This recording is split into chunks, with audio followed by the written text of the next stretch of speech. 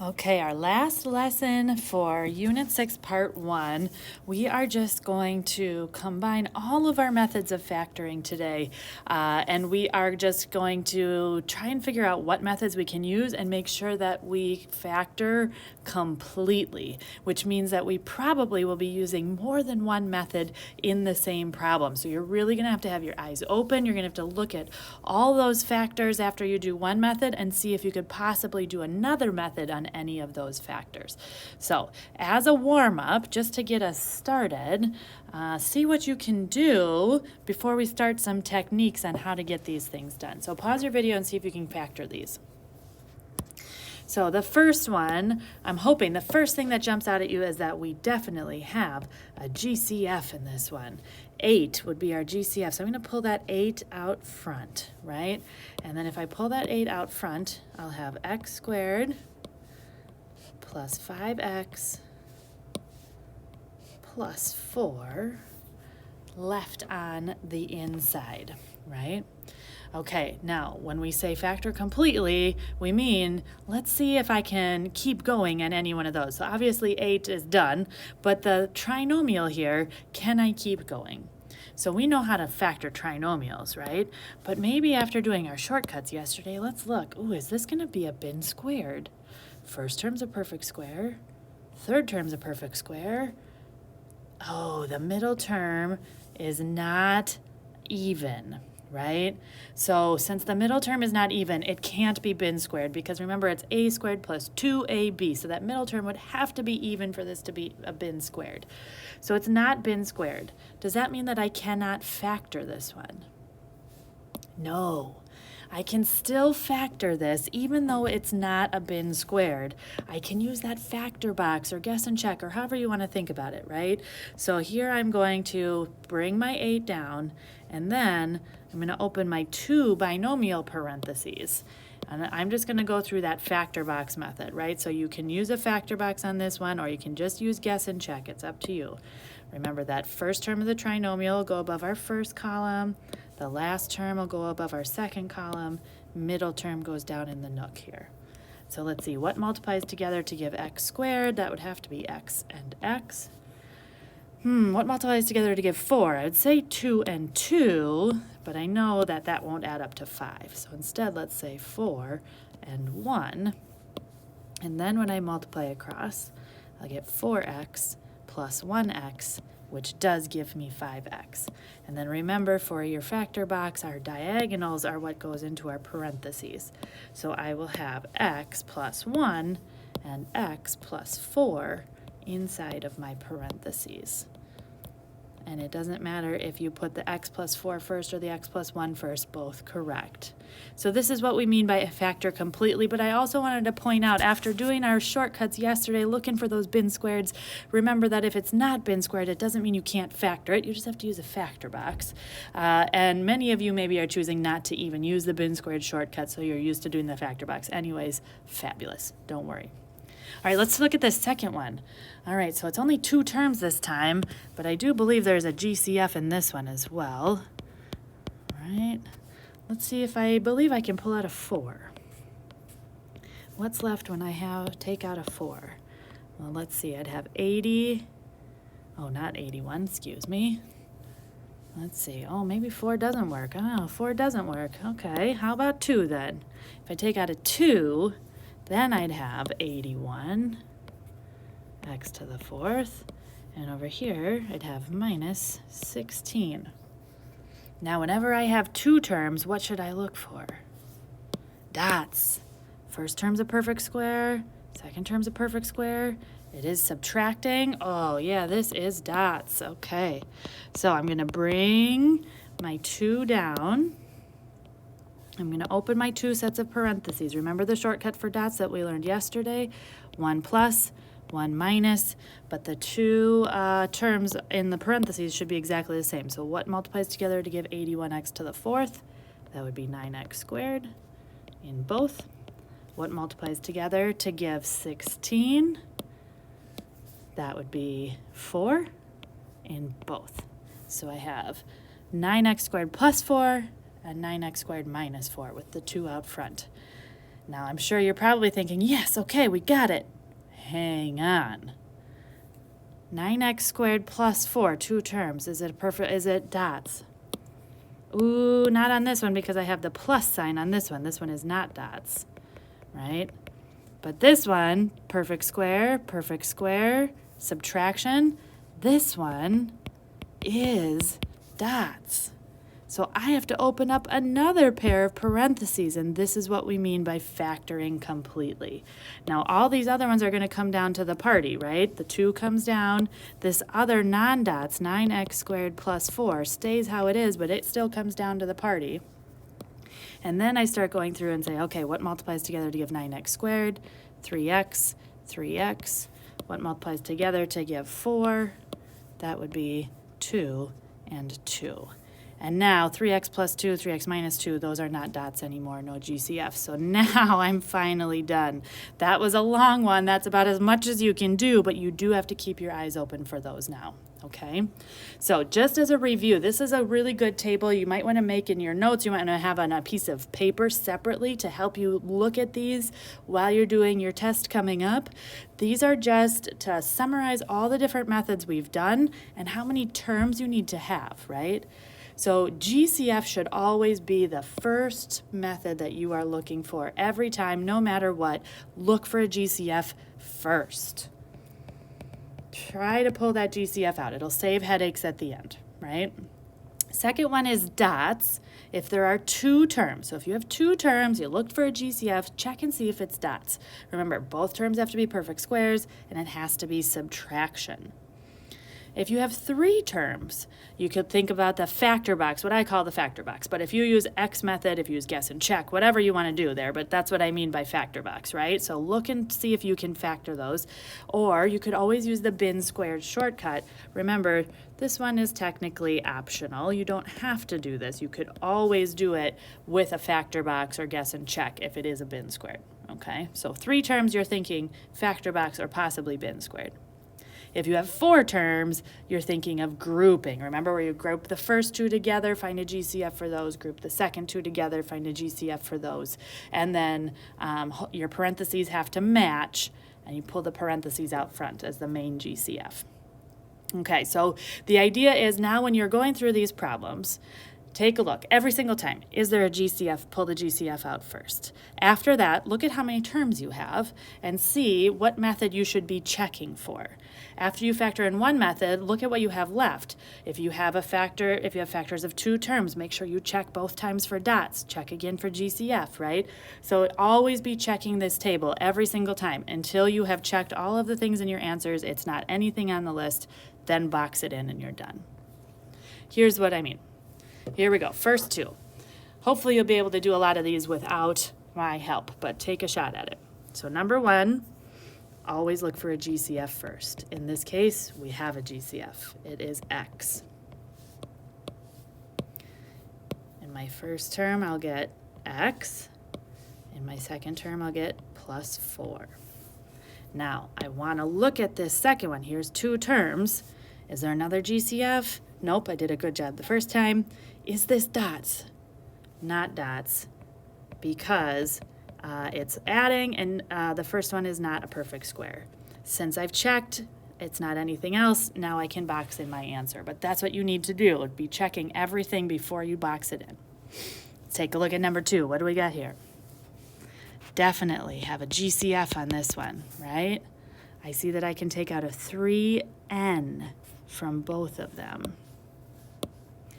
Okay, there we go. In the first term, I will have n squared left. In the second term, I will have minus 100. Now again, 2 terms here. This one is dots. Both are perfect squares, and it's subtraction. So now I'm going to open up my 2 sets of parentheses, 1 plus, 1 minus. I'm going to bring my 3n down in front of it so I don't forget it. I say, all right, what multiplies by itself to give me n squared? That will be n in both. What multiplies by itself to give me 100? That will be 10 in both. Now check those last parentheses. Is this dots? Nope, that one's not dots. It's a adding, and neither one are perfect squares. I wrote knots instead of not dots. There we go. And how about this one? Not dots. First one's not a perfect square. So neither one of them are dots. So then I know that I am finished. I don't have any GCFs in my parentheses either. Hopefully you're getting the idea of the process here. So here's our next one again. Now at first it looked like there was going to be a GCF, but 4 does not go into 9, so it's looking like no GCF on this one. Oh, but wait, is this a bin squared? Let's see, first term's a perfect square, last term's a perfect square, middle term is even. It's looking like there's a possibility, so let's see.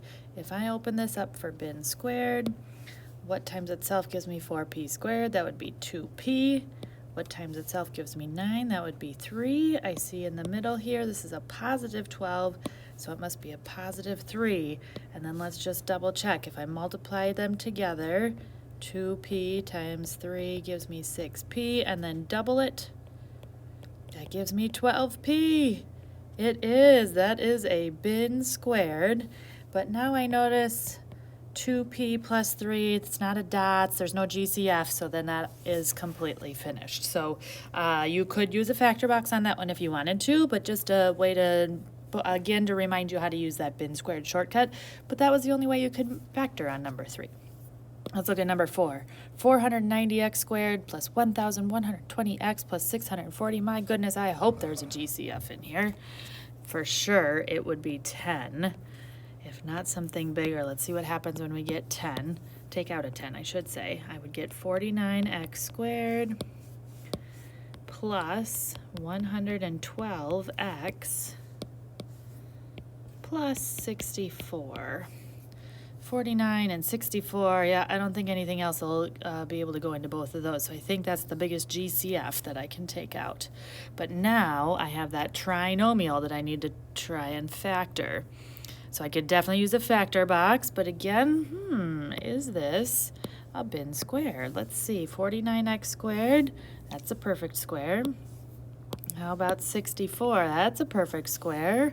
The middle term there, 112, that's even. It definitely could be, so I'm going to bring my 10 down, and I am going to open up my bin squared here.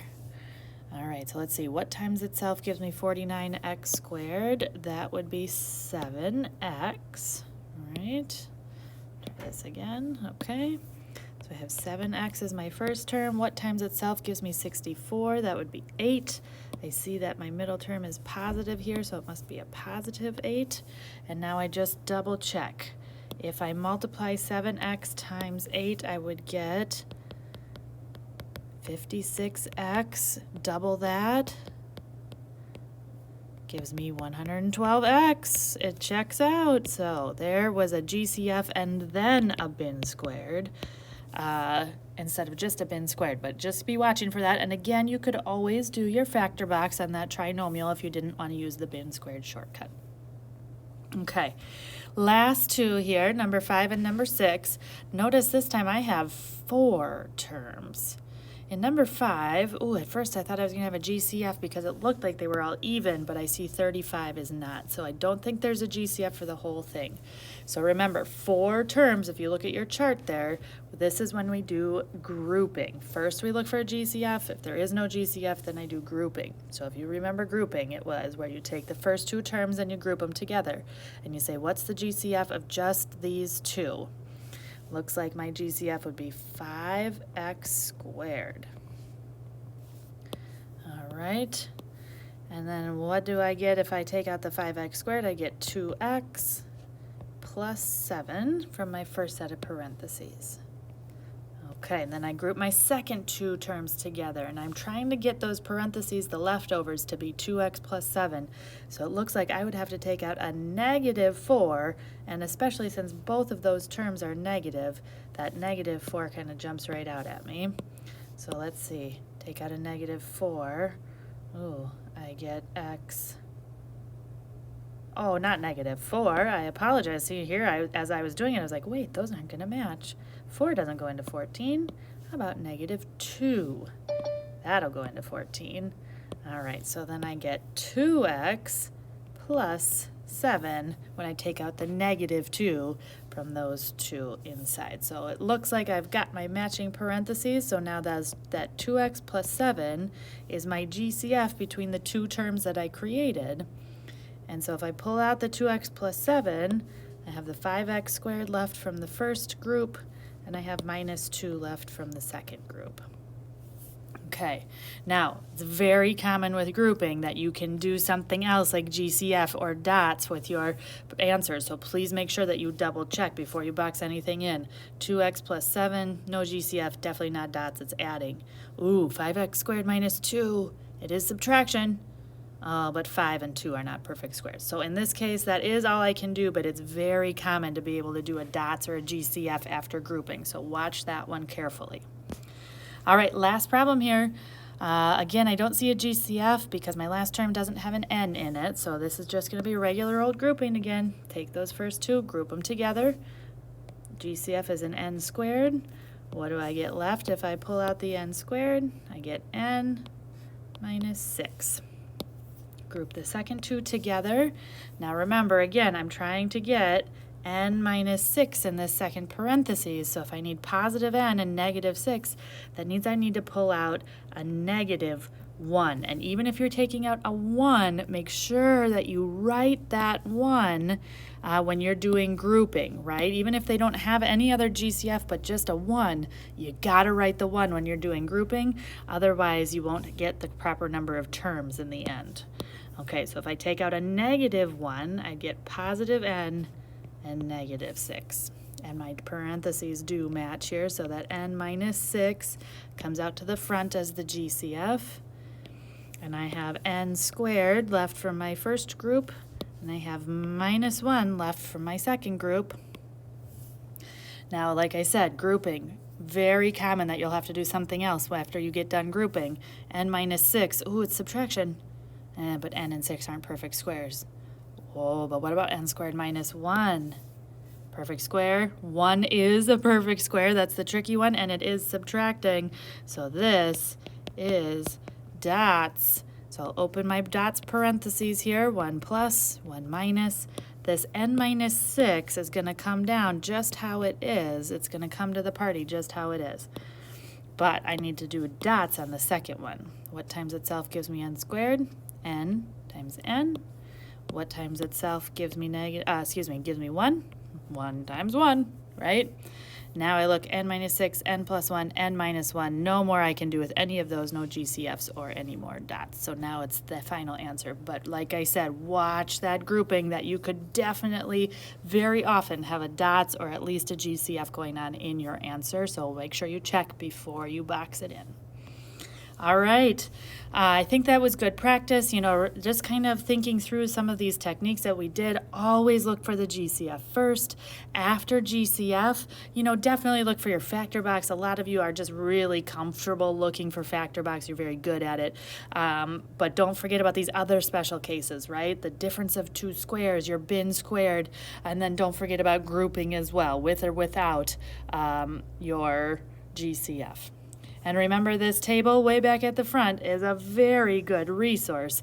Have it, print it, write it, whatever you want to do, but have it next to you while you're doing these problems, and it will save you a bunch of time, I promise, and a bunch of wrong answers.